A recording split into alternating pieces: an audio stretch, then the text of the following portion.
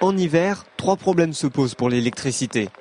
La météo avec les tempêtes qui peuvent endommager le réseau électrique, la neige qui se pose sur les lignes et les poteaux qui avec le poids peut les faire tomber, et le dernier point est que l'électricité ne se stocke pas, il faut donc gérer la production en fonction de la demande qui est plus forte l'hiver. Pour faire face à cette demande, quelques réglages s'imposent pour éviter que certaines lignes soient surchargées.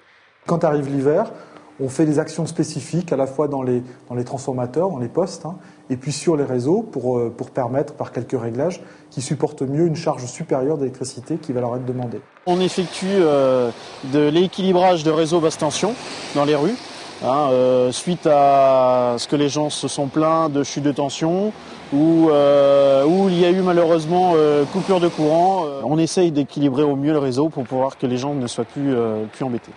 Le chauffage électrique, une des raisons de la hausse, mais pas seulement. En hiver, les jours sont plus courts, on éclaire donc davantage, plus tôt et plus tard.